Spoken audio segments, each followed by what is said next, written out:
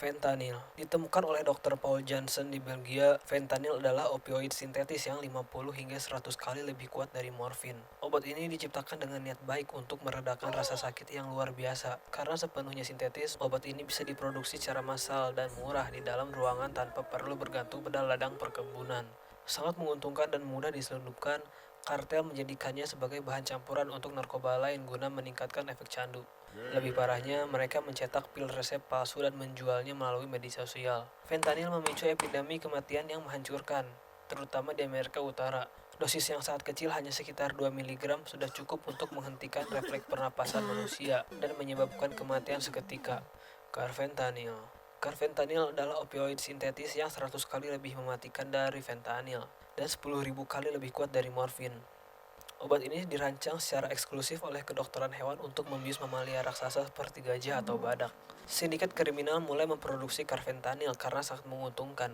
Zat seukuran kotak sepatu bisa menghasilkan jutaan dosis. Pengedar mencampurnya sebagai bahan baku murah ke dalam heroin atau pil palsu tanpa memedulikan batas takaran yang fatal. Dosis fatal carfentanil bagi manusia hanyalah 20 mikrogram. Saking berbahayanya, aparat hukum dan medis harus memakai pakaian hazmat saat menyita barang bukti agar tidak overdosis. Obat penawar seringkali tidak mempan meski disuntikan belasan kali. Mayoritas korban tewas sama sekali tidak berniat mengonsumsi obat ini. Mereka mati seketika karena mengira pil atau bubuk yang mereka beli hanyalah obat penenang atau narkoba biasa. Krokodil. Kelangkaan dan mahalnya heroin membuat para pencadu miskin di Rusia mencari alternatif murah. Mereka menemukan cara membuat opioid sintetis menggunakan pil kodein yang saat itu bisa dibeli bebas di apotek. Obat ini diracik tanpa standar kebersihan menggunakan campuran bahan kimia industri seperti thinner, bensin, pembersih lantai, yodium, dan fosfor dari dalam kotak korek api. Dinamakan krokodil karena bahan beracun tersebut membakar pembuluh darah. Zat ini memicu nekrosis, menyebabkan daging pengguna membusuk dan terkelupas hingga memperlihatkan tulang. Efek krokodil sangat singkat,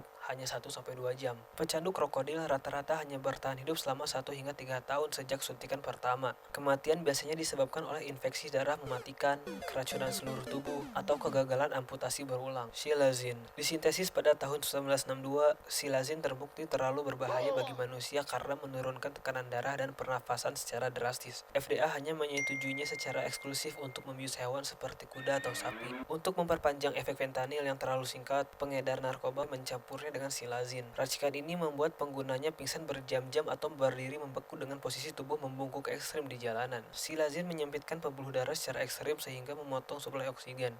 Hal ini memicu nekrosis, memunculkan borok dan luka terbuka yang membusuk di sekujur tubuh. Obat penawar overdosis standar seperti Narcan tidak mampu menetralisirnya. Narcan hanya memulihkan nafas dari efek fentanyl, tetapi korban akan tetap tidak sadarkan diri. Penyebaran silazin telah memicu krisis kesehatan masyarakat tingkat darurat, seperti di Kensington, Philadelphia. Methamphetamine. Awalnya zat ini diresepkan oleh dokter sebagai obat untuk mengatasi asma, kelelahan, dan pil penurun berat badan. Militer menggunakan zat ini secara massal untuk menciptakan tentara super yang tidak kenal lelah atau takut. Nazi Jerman mendistribusikan pil pervitin untuk mendukung taktik Blitzkrieg, sementara Jepang menggunakan Vilopon untuk pekerja lembur dan pilot kamikaze. Sisa stok pasca perang memicu gelombang kecanduan sipil pertama. Pelarangan di era 70-an justru melahirkan industri gelap yang berevolusi dari geng motor di Amerika Serikat hingga dikuasai oleh kartel raksasa Meksiko. Mereka memproduksi sabu dalam bentuk kristal kaca murni secara massal. Sabu sangat adiktif karena memicu pelepasan dopamin hingga 1.200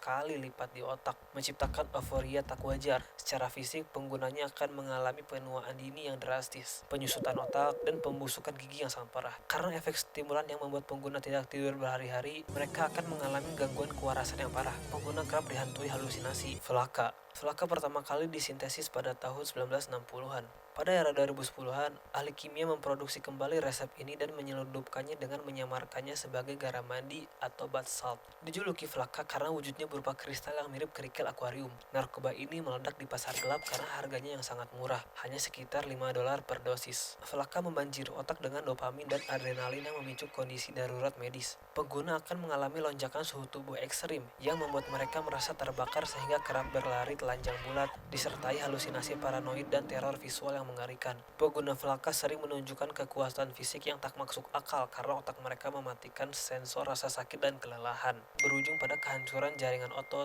gagal ginjal, atau serangan jantung yang mematikan. Flaka menjadi bukti nyata bahayanya era narkoba sintetis buatan. Heroin Diciptakan oleh ahli kimia dari perusahaan farmasi Bayer di Jerman melalui modifikasi morfin, obat ini awalnya dipasarkan secara global sebagai pereda batuk TBC, yang diklaim aman, tidak menyebabkan kecanduan, dan bahkan bebas diresepkan untuk anak-anak. Setelah rumah sakit dipenuhi pasien yang mengalami kecanduan parah, Amerika Serikat dan negara lainnya melarang total heroin pada tahun 1924. Kekosongan ini diambil alih oleh sindikat kejahatan internasional, mengubah heroin dari obat medis menjadi bubuk mematikan di pasar gelap. Heroin bekerja dengan meretas otak untuk memberikan euforia yang sangat intens. Metode konsumsi menggunakan jarum suntik yang tidak steril dan bergantian memicu ledakan wabah HIV/AIDS dan hepatitis C di kalangan pecandu di seluruh dunia. Berbeda dengan stimulan yang membuat beringas, heroin membuat penggunanya tenang dan terisolasi. Ancaman terbesarnya adalah overdosis yang menekan sistem pernafasan. Korban akan tertidur dan nafasnya melambat hingga akhirnya berhenti sepenuhnya. Crack cocaine. Untuk memperluas pasar kokain bubuk yang saat itu identik dengan orang kaya, para pengedar meraciknya dengan air dan soda kue, lalu memanaskannya menjadi kristal padat. Namanya diambil dari bunyi letupan saat dibakar. Karena bisa dibeli dengan harga sangat murah, sekitar 5-10 dolar, crack memicu epidemi crack yang masif dan menghancurkan lingkungan miskin serta terpinggirkan di kota-kota besar. Saat dihisap, crack mencapai otak dalam waktu kurang dari 10 detik untuk memberikan ledakan euforia ekstrim. Namun, efek ini hanya bertahan 10-15 menit. Tingginya permintaan menjadikan crack bisnis jalanan yang sangat menguntungkan. Hal ini memicu perang wilayah yang brutal antar geng bersenjata dan mengeksploitasi anak-anak muda sebagai kurir. Merespon krisis ini, pemerintah Amerika Serikat meluncurkan undang-undang yang diskriminatif dengan rasio hukum 100:1. Hukuman untuk jumlah kecil crack disamakan dengan kepemilikan jumlah besar kokain bubuk. Hal ini memicu penahanan massal yang menghancurkan struktur keluarga minoritas hingga berdekade-dekade kemudian. Skopolamin. Skopolamin berasal dari ekstrak buah Boraquero di wilayah Andes, Kolombia, dan Ekuador. Awalnya dimanfaatkan dunia medis dalam dosis kecil untuk mabuk perjalanan dan pereda nyeri persalinan. Pada masa Perang Dingin, agen intelijen seperti CIA bereksperimen menggunakannya sebagai serum kejujuran karena kemampuannya meruntuhkan pertahanan mental seseorang. Sindikat kejahatan di Kolombia meraciknya menjadi bubuk halus tak berbau dan tak berasa.